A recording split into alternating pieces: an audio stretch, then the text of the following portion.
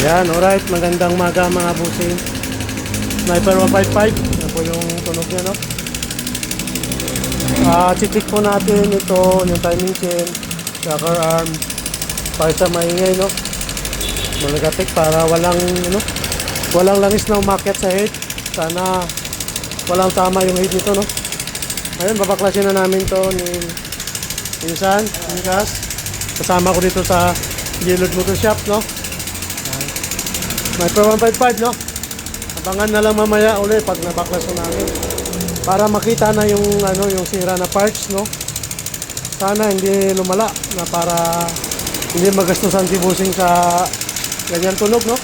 Hindi po normal yan, parang na helicopter o what, no?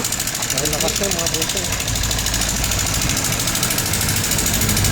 Alright, Sniper 155, no? Maraming salamat sa patuloy niyo po pagsuporta, no? Dito sa shop namin, dito sa may North Fairview.